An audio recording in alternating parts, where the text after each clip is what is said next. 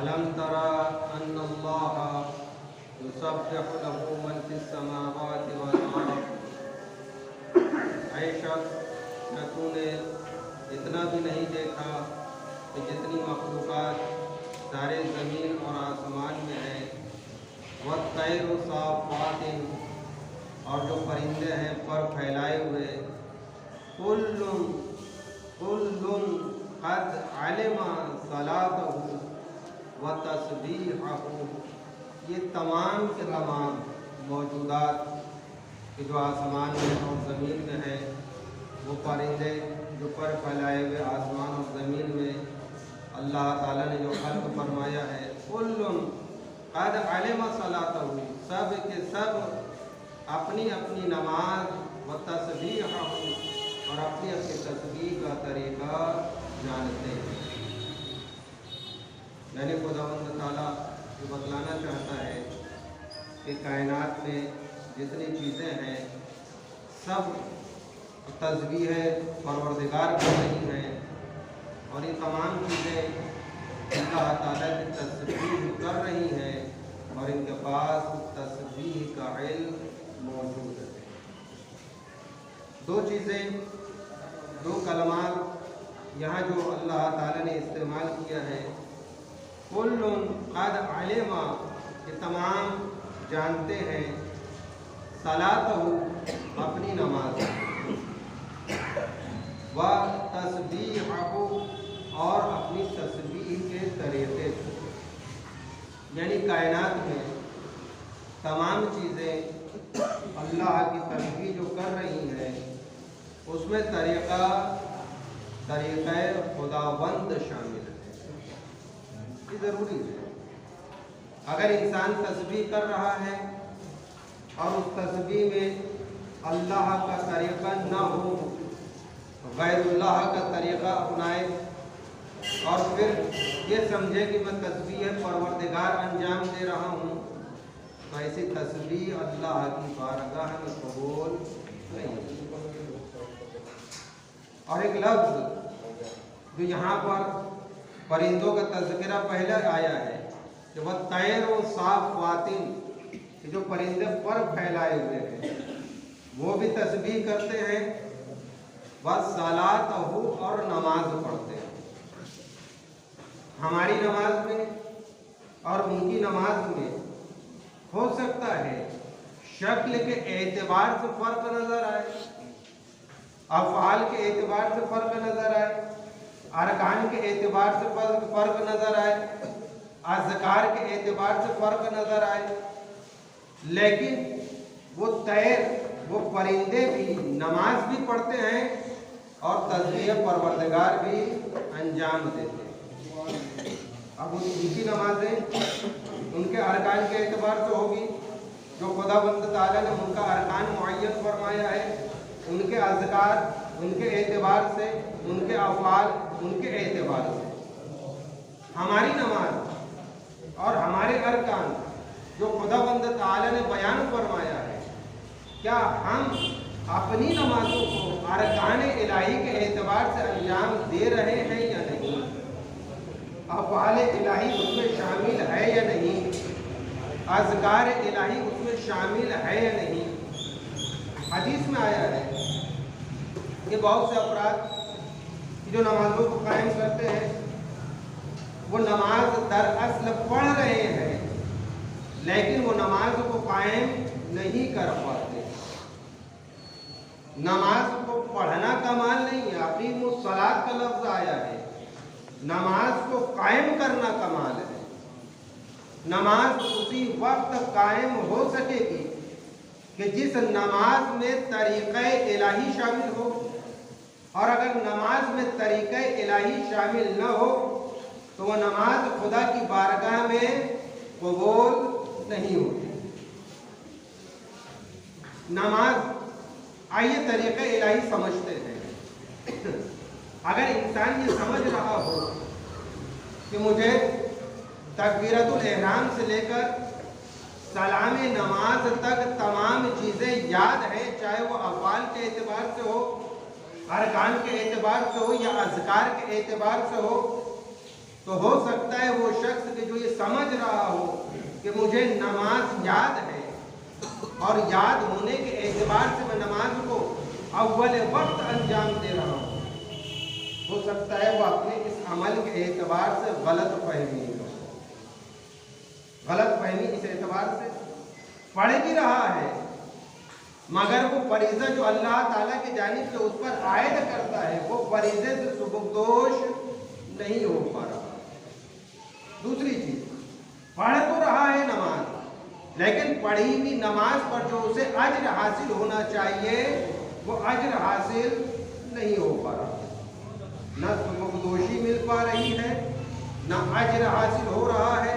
پتہ یہ چلتا ہے کہ وہ نماز نہیں ہے، وہ عبادت نہیں ہے، بلکہ وہ عادت کے اعتبار سے وہ عمل انجام دے رہا ہے۔ تو خداوند تعالیٰ عادتاً عمل بندے سے طلب نہیں کر رہا، بلکہ خداوند تعالیٰ عبادتاً عمل طلب کر رہا ہے بندگان خدا سے۔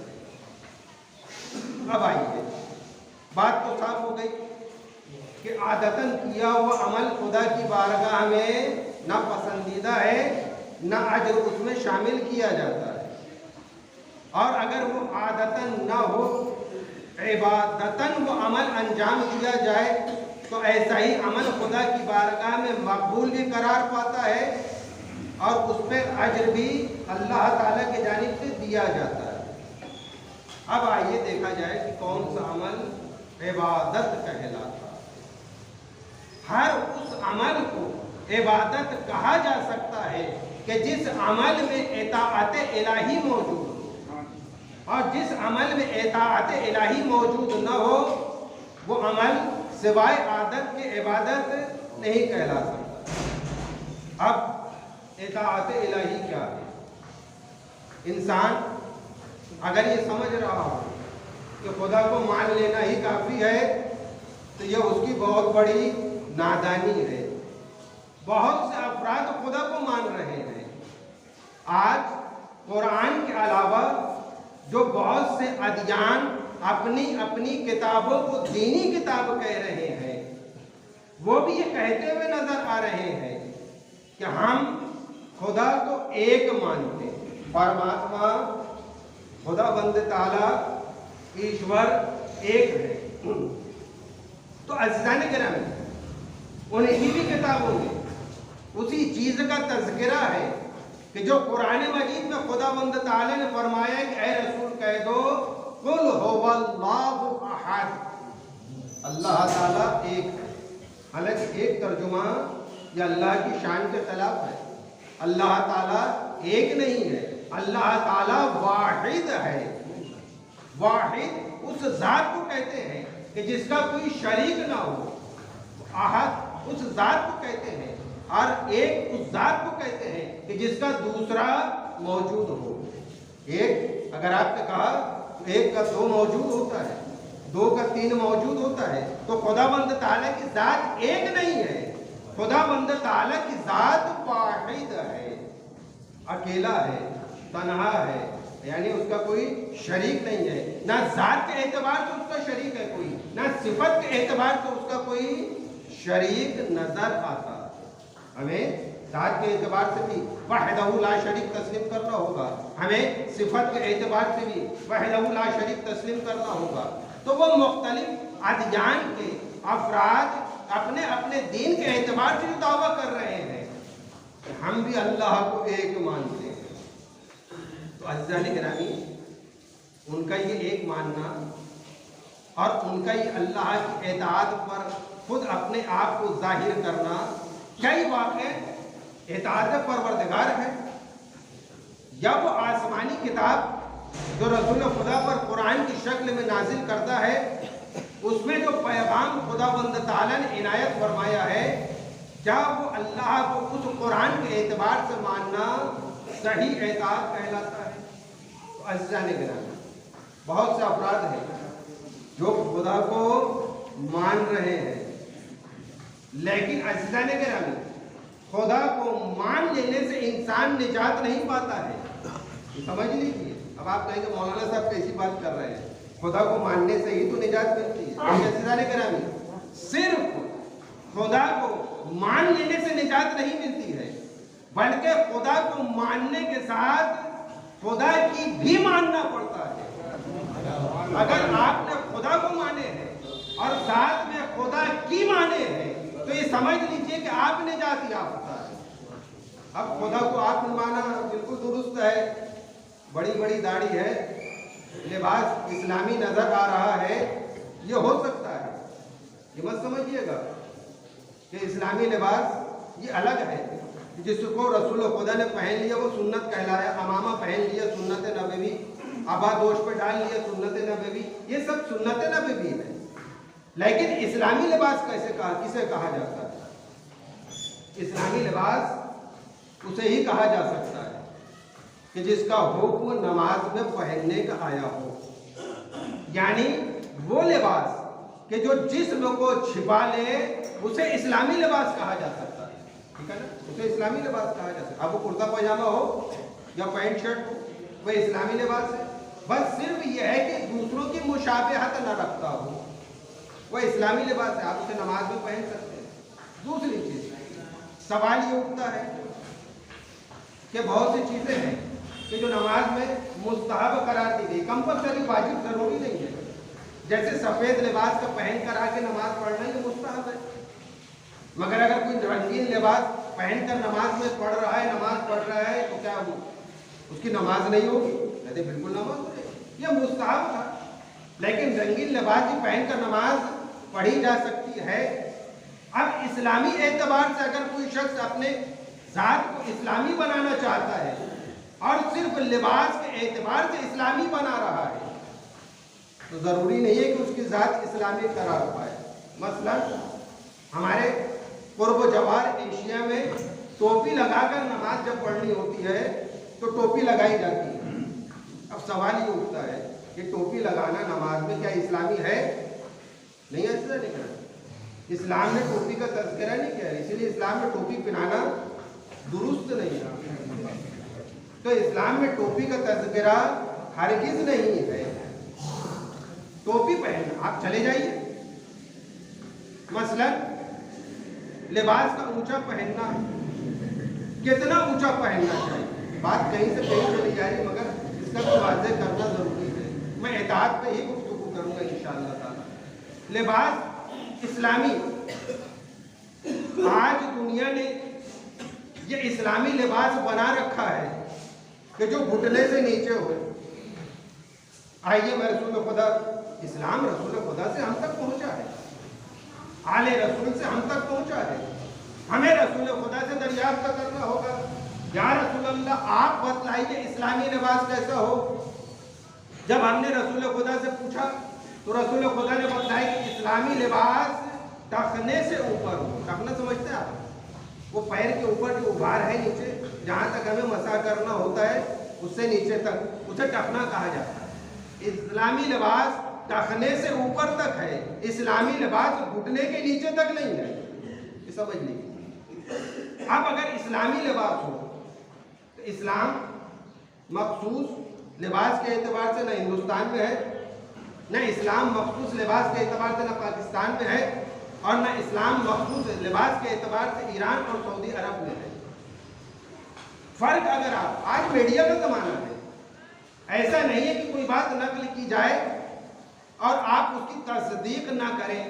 बड़े आसानी से खुतबा सुनकर आप घर पर जाकर मोबाइल उठाकर आप इन बातों की तस्दीक कर सकते हैं कि आज जो एशिया में लिबास पहना जा रहा है, जिसको इस्लामी लिबास कहा जाता है, ठीक, नमाज पढ़ना है, नमाज टोपी पहनकर आप चले जाइए ईरान या सऊदी अरब में, बिल्कुल देख लीजिए मस्जिदुल हराम में कितने अफराद हैं जो टोपी पहनकर नमाज पढ़ रहे हैं। पता ये चलता है कि टोपी पहनकर नमाज पढ़ना ये इस्लाम में शामिल नहीं है। एक चीज साफ हो गई। दूसरी चीज, ये आपने ऊपर देखा सर पर, थोड़ा सा आप मस्जिदुल हराम की नमाज की तस्वीर निकालिए, जैसे सर पर देखा टोपी नहीं, ऐसे थोड़ा सा नीचे देख लीजिए उनका पैराहन, पैराहन कहाँ तक पहने रहे। آیا گھٹنے کے نیچے تک پہنے ہیں یا ڈھکنے کے اوپر تک پہنے ہیں؟ وہاں پر مسجد الحرام میں جو عرب نماز پڑھ رہا ہے، عرب کی بات کر رہا ہوں، غور کیجیے نا، جو عرب نماز پڑھ رہا ہے، جو قرآن مجید کو عربی میں سمجھتا ہے، وہ عرب جب نماز پڑھ رہا ہے جس لباس میں، تو اس کا پیرہن نیچے تک ہوتا ہے۔ پتہ یہ چلتا ہے کہ جو ہمارے یہاں تعبیر کر لی گئی ہے لباس کی، وہ لباس ایسا نہیں ہے کہ جو وہ عام طور پر پہن رہے ہیں۔ ایک جیسا لباس ہونا چاہیے، ہر قوم کا ایک جیسا لباس ہونا چاہیے، فرق نہیں۔ پتہ یہ چلتا ہے فرق ہو کیا رہا ہے، کیوں اتنا زیادہ فرق نظر آ رہا ہے۔ ایک عقیدے کا فرد اگر ہندوستان میں رہتا ہے تو اس کا بھی عقیدہ وہی ہونا چاہیے کہ جو ایران میں رہتا ہے جو شخص، اور اس کا وہی عقیدہ ہونا چاہیے جو سعودی عرب میں رہتا ہو، امریکہ میں رہتا ہو، افریقہ میں رہتا ہو، دنیا کے کسی بھی خطے میں رہتا ہو، اس کا عقیدہ اعتقاد اور اطاعت کے اعتبار سے وہی ہونا چاہیے جو قرآن مجید میں بیان کرتا ہے۔ قرآن مجید ایسا نہیں ہے کہ صرف عرب والوں کے لیے آئی ہے، نہیں عزیزان گرامی، قرآن مجید پورے انسانوں کے لیے آئی ہے، اور انسانوں کی کتاب ہے، انسانوں کو عمل کرنے والی کتاب ہے۔ تو خداوند تعالیٰ چاہتا ہے کہ آپ اطاعت الہی انجام دیں۔ آئیے میں اطاعت آپ کی خدمت میں سنی ہوئی آیت ہے، قرآن سے ہی تو اطاعت کا سلیقہ سمجھنا ہے، اور اطاعت کے ساتھ تو ہمیں نماز پڑھنی ہے۔ جب ہم نے دیکھا کہ اطاعت کے ساتھ نماز پڑھنی ہے تو ہمیں یہ ضروری دکھا کہ ہمیں اطاعت خداوندی تلاش کرنا ہے قرآن مجید میں۔ جب ہم نے اطاعت خداوندی تلاش کیا قرآن مجید میں تو بہت سی آیتوں کے درمیان میں ایک آیت ملی، اطیعوا اللہ واطیعوا الرسول واولی الامر منکم۔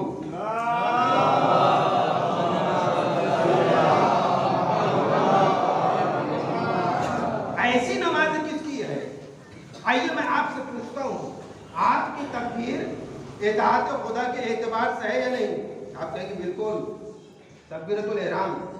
آئیے دوسرا سوال، یہی آپ کی تکبیر اطاعت رسول کے اعتبار سے ہے یا نہیں؟ کہتے ہیں بالکل صحیح، ہونا چاہیے اطاعت رسول کے اعتبار سے۔ آئیے تیسری چیز، آپ کی تکبیر اطاعت اولی الامر کے اعتبار سے ہے یا نہیں؟ اب آپ کو سمجھنا ہوگا اولی الامر کون؟ اولی الامر کون؟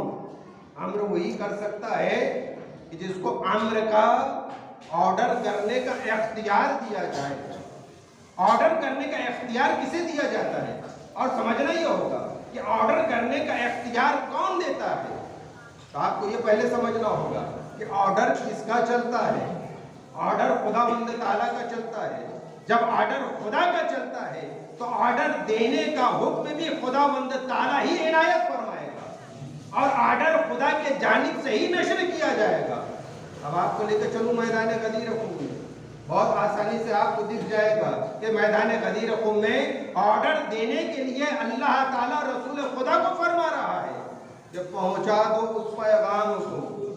یہ آرڈر دینے کا حکم دیا جا رہا ہے، اور رسول خدا نے اللہ کے حکم سے غدیر کے میدان میں منبر پر جا کر علی کو اپنے ہاتھوں میں اٹھا کر یہ بتلا دیا ہے کہ دیکھو اللہ کی اطاعت کرنا ہے، رسول کی اطاعت کرنا ہے، اور اولی الامر منکم کی اطاعت کرنا ہے۔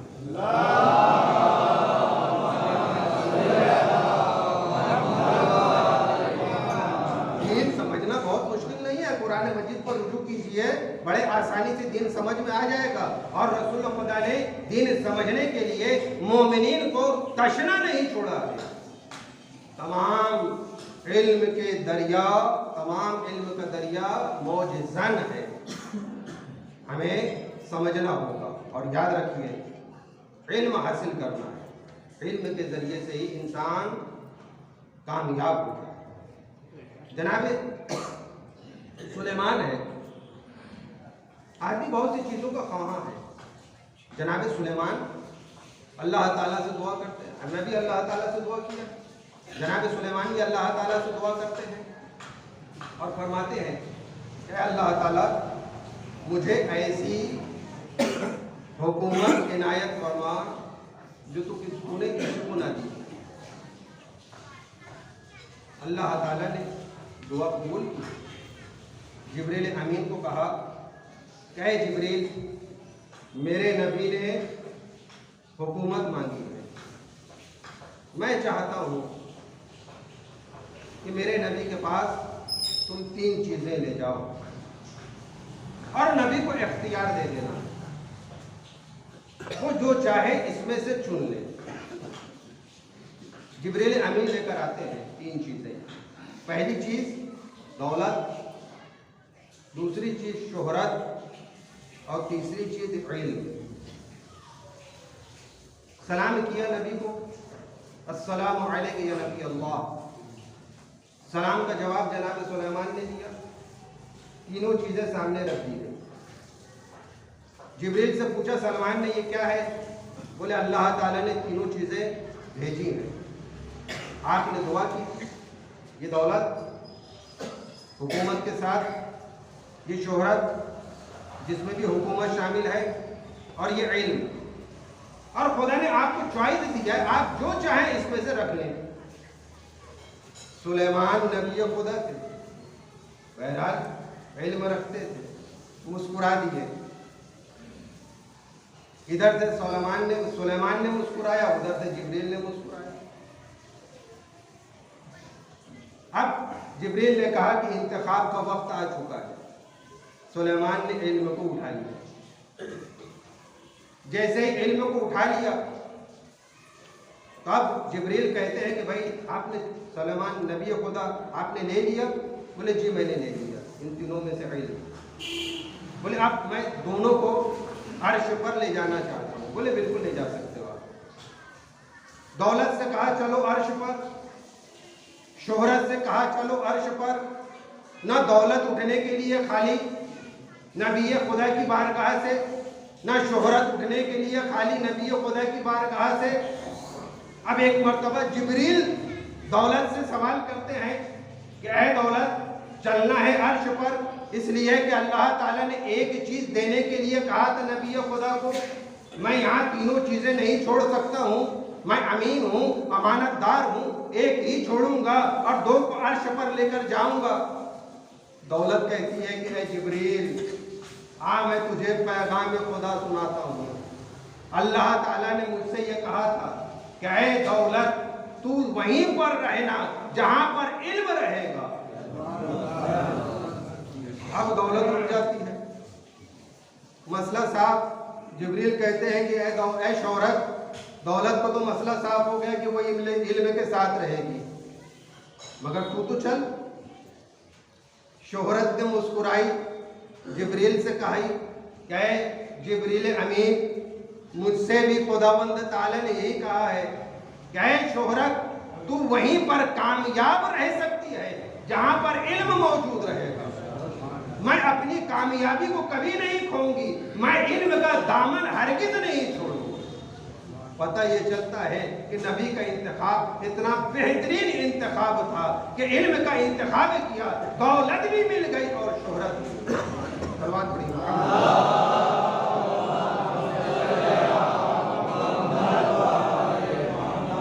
بس 1-2 حدیث آپ کی خدمت میں. علم حاصل کرنا ہے انشاءاللہ تعالی بہت سی چیزیں حاصل ہو جائے گی.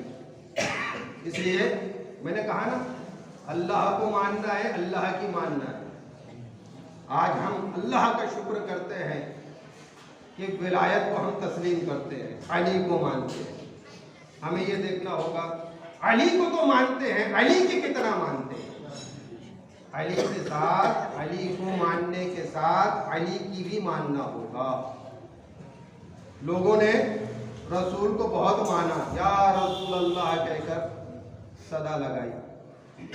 رسول کو تو مانا، مگر کیا رسول کی مانا؟ اگر رسول کی مانا ہوتا تو غدیر کے میدان میں اللہ کا پیغام، اللہ کا تحفہ، جو الہی تحفہ جو پیش فرمایا تھا نبی خدا نے، اس کا دامن ہرگز نہیں. آج جو مسلمان قدم قدم پر ٹھوکر کھا رہے ہیں وہ علم نہ ہونے کی وجہ سے، اور یہی علم ہے اطاعت پروردگار کا علم. آپ ہی نہیں سمجھے کہ صرف نماز کا علم، روزے کا علم نہیں، ایسے جانے کے نہیں، اس سے بزرگ علم کے درجات ہیں. اطاعت پروردگار کا علم، علم الہی یعنی اللہ کو شناخت کرنے کا علم، یہ سب سے بڑا علم، رسول کو پہچاننے کا علم، یہ بہت عظیم علم، حضرت علی علیہ السلام کو پہچاننے کا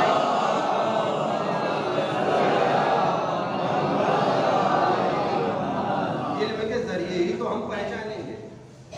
بڑے عظیم کلمات ہیں، اور مولا اور حضرت رسول خدا صلی اللہ علیہ وسلم